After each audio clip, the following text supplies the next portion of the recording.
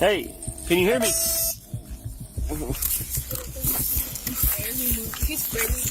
Deputies are rushing across a pitch-black field, searching for survivors of a catastrophic rollover crash. Amidst the twisted wreckage of the Audi A4, 16-year-old driver Jaden Garcia is clinging to life. But police are about to uncover a devastating truth hidden inside the shattered vehicle. 104, 100 or 400, 108 was the highest. They were doing, looked like 110 whenever they crashed. This was no accidental crash. Jaden had already been cited for reckless speeding before, and when those warning signs were ignored, it set the stage for an unimaginable tragedy. It was a single vehicle crash. He went off the road and rolled. Oh my God! They weren't wearing their seatbelts. This is 15-year-old Antonio Montoya. On the night of the crash, he hopped into a borrowed Audi A4 with his 16-year-old best friend, Jaden Garcia, excited for a late-night drive. Inside the car, the atmosphere was filled with teenage adrenaline. Antonio pulled out his phone to record the fun, completely unaware that he was documenting his own final moments. On March 7th, 2026, just after 11 p.m., the silence along a remote, unlit portion of South Fork Road is broken by an emergency transmission. A passerby has dialed 911 to report a major single-vehicle accident located just north of the Cedar Road intersection. 911, what is the address of your emergency? I'm on South Fork Road, Okay, sir. Are there any injuries? just north of Cedar Road. There's a horrific crash out here. There's debris scattered everywhere. Oh, Jesus. I'm not sure. Stay where you are, sir. Do not move the victims. We're on the way. The individual on the line reports a mangled car, flipped upside down in a field, a trail of wreckage strewn across the grass, and signs that passengers were violently ejected from the cabin. Armed with nothing but these chaotic first details, officers sprint to their vehicles. As their red and blue sirens pierce the night, a grim uncertainty hangs over them.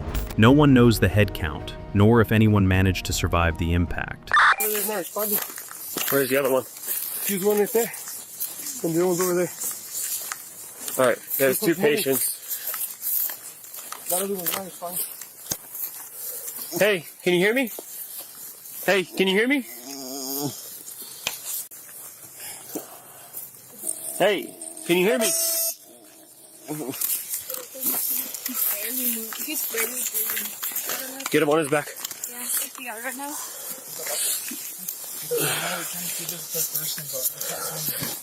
As deputies fan out across the pitch-black field, the eerie silence is suddenly broken. Amidst the twisted metal of the Audi A4, officers locate the driver, 16-year-old Jaden Garcia. He is severely injured, but as the camera gets closer, a faint, ragged sound cuts through the night air. Jaden is still breathing. Don't feel it. No. Yeah, let's go just one more round. We'll see if we get another trauma arrest.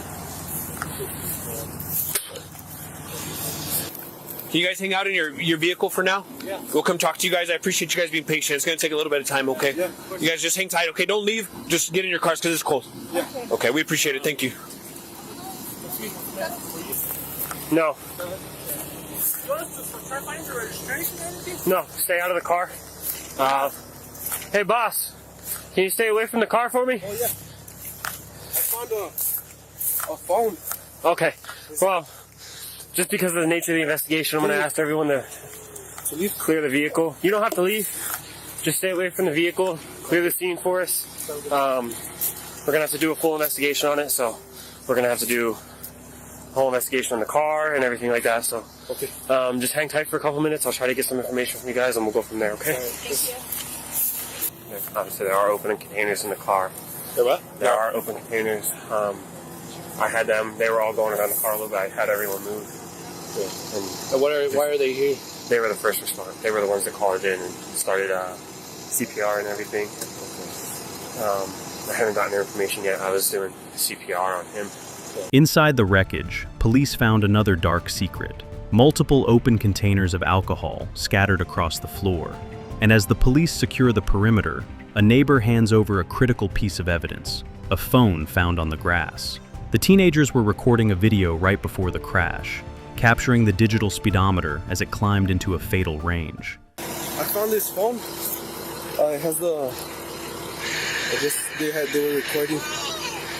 Oh yeah, we'll need that. Just let me just so you don't. Yeah. You save it. That way it doesn't. Are you guys friends with him or what? No, we live right here.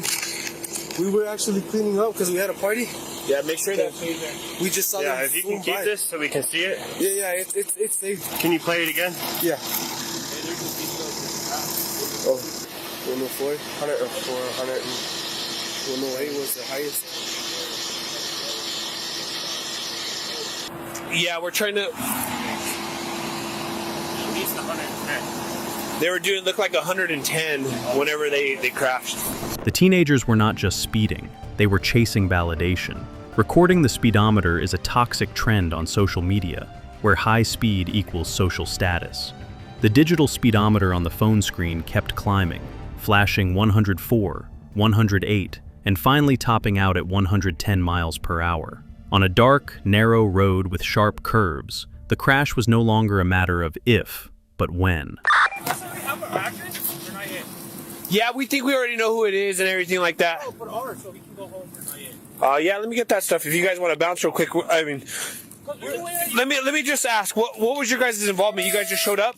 Oh, well, we saw everything happen. We were outside. Well, actually, so you guys were here or what? No. We live right there in that corner. Oh, right where the gate is. The big gate? No, there's like a fake light. Okay. 60. Yeah, they were having a party outside. Yeah, and we were putting everything away, and he heard everything. He heard the car. Well, he was looking just at the darkness. Who was? My dad. And Is he speak English? No. So, ¿Puedo hablar conmigo, por favor? Yeah. ¿Qué te miró? Yeah, we saw the car, yeah. So you guys are just going to be at number 6? Yeah. Okay, you guys want to go home? If we need more, we'll talk to you, okay? That sounds Yeah, we appreciate it. If you guys... I mean... You don't want us to go through the little... Yeah, this is where they crashed right here. I kind of want to avoid everybody doing it. So you want us to go that way then? I don't want you guys to get stuck. Okay. You know what I mean? So you guys do what you got to do, but... So just take this little road?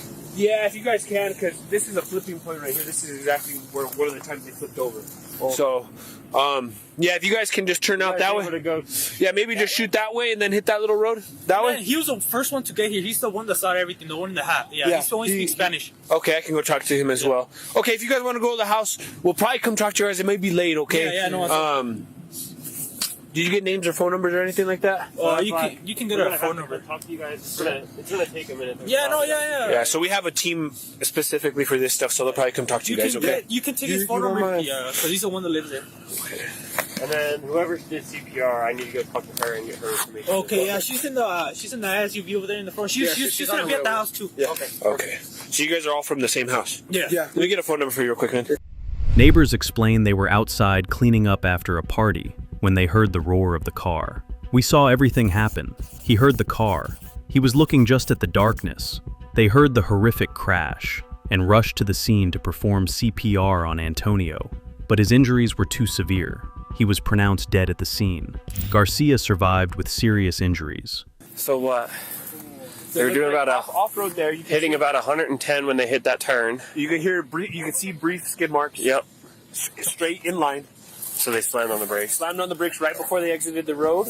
Went up. You can see the tire tracks. Landed in the grassy part. Came here, and at some point, there's debris all the way to here. So the first flipping point or landing point was right probably here. nose first, broke all this stuff, and then this is a flip point. Where's that gash right there where the tire mark? Right there? Exactly. I think that's a flipping point. Right here too. No, that's tire. No? Tire mark. Oil there. More debris right here. So another one here. Yeah, so there's debris here. A big mark right there. And then another one there. Right there. I think that's where the last one happened and then it rolled over. So the car did a complete 180 because they were driving this way. The driver this way, yeah. And the car at some point in the roll. So it went end over end. Into this. So straight. Probably landed. Nose first. shot that way just a little bit and then started rolling. Yeah. I would say probably at least 5 or 6 rolls. It looks like 3 at least. As the crash reconstruction team begins their work, the true scale of the violence becomes clear. Deputies walk along the path of destruction, tracing the final desperate moments before the impact. For a vehicle to flip 6 times end over end, the energy required is immense. This wasn't just a loss of control, it was a high-velocity launch. And with no seatbelts to hold them, both boys were entirely at the mercy of that violent kinetic energy. So this is a kid that's 10-7. It's his phone. That's the buddy. Passenger, yeah. Look, literally zoom in on it. 110. And then you'll see they approach the curve, and it looks like you go straight because there's a dirt road there, but he hits the brakes right here. Ooh. And then from what Watson, I walked it out. Phone fell out. So they're coming this direction. They exit the road right past that arrow sign. They go up. Land. It looks like nose first. There's some debris. Turns. The car kind of turns this way. This angle right here. Nose this way. And I think I counted 4 rolls. There's 4 flipping points. So, yeah, 110 on this road, which is crazy because there's the big dip right there, right? Yeah. Goes like that. Yeah. So, dude, that's insane. Yeah, that's pretty bad. So I have this kid's phone. Did Dakota remember who he cited? Because Watson got a good look. I put him in the call. Let me run his OLN real quick. That's the owner of the car. Is it? Well, the driver that he cited last time? Yeah, that was the kid that was driving. From the video footage of the phone, it was more clear that the Audi approached a sharp curve. Garcia hit the brakes too late. The car flew off the road, became airborne, and rolled violently 4 to 5 times across an open field. Then, as investigators run the driver's name through the database, a routine check turns into a disturbing revelation. The name Jaden Garcia was already in their system, and for the exact same reason. Like you guys may have demos? Yeah. Potentially. This Jaden kid? Pull this car over. Is that him? No, I took his OLN. He's a little kid with shaggy hair. Like the Edgar haircut. Afro. If he has an afro, it's that kid. Well, there was 2. Last time we pulled him over, there was 2. There was the driver, which was a 16-year-old kid, and then he had a passenger. I think this is driver right here. Did you get a good look at him? You got a good look at him as well. Pretty good, yeah. Yeah, that's driver that got sent to St. V's? Yeah. Okay. Yeah. So you got. Still need ID him, right? The kid with shaggy hair, yeah. Do we have his OLN in there? Check in there and see if I don't know if the corporal got his OLN. This wasn't Garcia's first time playing Russian roulette on the road. Just months prior, police had pulled him over for pushing a vehicle to its absolute limits. But the warning signs were ignored. The lesson was never learned. And now, a 15-year-old boy has paid the ultimate price for Garcia's obsession with speed. Later that night, deputies arrive at Jaden Garcia's home to deliver the news. The family opens the door, completely unaware that their lives have just been altered forever. To disturb you, do you mind if we come in? Oh, what's going on? Jaden was involved in a crash. Oh my God! Yeah, come on in. Okay.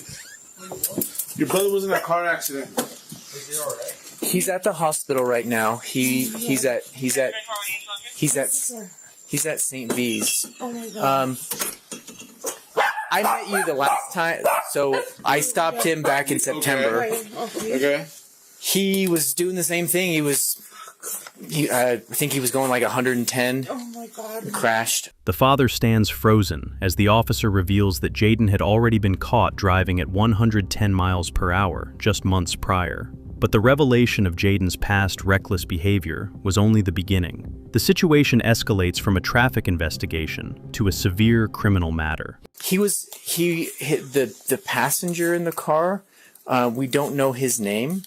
We think we know who it is. It might be Maya's brother. Yeah. Perez is his last name. Well, there was a jersey in the car from like Capitol High School, and it says Perez on the back. So I don't know. We don't Mario? think it might be Mario. It might. So, sure. So he's same age, Hispanic, has a thin mustache, light complected, kind of curly, shaggy hair. I'm not sure. We're not sure. It could be his girlfriend's brother or Mario. we're not sure. Okay. We don't know who you guys don't remember who he was last with? Well, he was supposed to be with he was supposed to be with his girlfriend's brother. Yeah, because her birthday's tomorrow. What's the girlfriend's name? Maya. She's with her mom. While Jaden is being treated at the hospital, investigators at the house face a critical challenge. They still don't know the identity of the young passenger who died at the scene. As the officer tries to piece together the victim's name using clues from the wreckage, the family starts to realize that the tragedy hits dangerously close to home. Then comes the devastating blow. The parents, desperately clinging to the hope that this was an unavoidable accident caused by someone else, ask the one question they dread the most. And the officer's response shatters whatever strength they have left. When did he get in the accident? When? Yes. 45 minutes, an hour ago? An hour ago? It happened over off of, no. What? Who did he hit? Or who hit? It was a single vehicle crash. He went off the road and rolled. Oh my God. They weren't wearing their seatbelts. Oh my God. So he's at the hospital, so you should start. Do you know his condition? Okay. Yeah, No, we don't right now. We don't know his condition. All we know is that ambulance got there and they transported him. So he's at St. V's right now. They might take him to UNMH. We don't know. In a split second, the mother's desperate shield is completely shattered. Her son was the one holding the wheel, flying off the road at lethal speeds without even a seatbelt to protect him. And all they can offer is the name of a hospital and the terrifying possibility that he is being rushed to a trauma center, clinging to life, while his best friend is already gone. Executing a search warrant for his blood. There was some open containers in the vehicle, some modelos that were in the vehicle that indicate that there was possibly some intoxication. And so we're executing a search warrant. We got to stand by a judge to get Jaden's blood. And so we'll submit that to SLD. At this point, it looks like he's probably going to be charged with homicide by motor vehicle because the facts that we have are that, and I'll tell you guys. So we believe he was operating over 100 miles an hour when he rolled the vehicle, which ultimately led to Antonio passing away. And so at this point, we're just jumping through all the hoops and making sure that we do everything legally. So I just wanted to let you guys know that's what's going on. That's why we're here, and give you a copy of the search warrant since you are the parent. So, do you have any questions? So it's gonna be like a long process because Jaden is a juvenile. So there's a chance that the DA's office charges him as a juvenile, and then they would have limited jurisdiction until he's 21. There is also the possibility they charge him as an adult, and then a whole different thing happens there.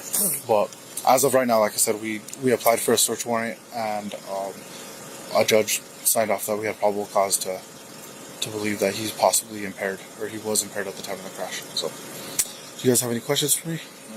No. So, sorry to be bad news, but that's kind of what's going on. And then, do you guys, I think we have your information. Yeah, you do. Yeah. And so if we need to call you or anything, kind of get an update, because we want to know what happens to him too, because he was ejected as a result of the crash as well. So I know that he sustained some pretty serious injuries too. So no questions, anything like that, Stephanie? In less than 2 minutes, their son went from a hospitalized teenager to a suspected killer who just took the life of his own best friend. The search warrant signed by a judge for Jaden's blood meant that the law was no longer treating this as an accident. It was now a vehicular homicide investigation. Final verdict. Jaden Garcia was formally charged with homicide by vehicle and possession of open containers in a vehicle. Because he is a juvenile, the district attorney's office faces the decision of trying him within the juvenile system, which has limited jurisdiction until he turns 21, or as an adult. As of the latest updates, the case remains unresolved, with no final verdict. One fraction of a second, one heavy foot on the gas pedal to show off, changed the lives of 2 families forever.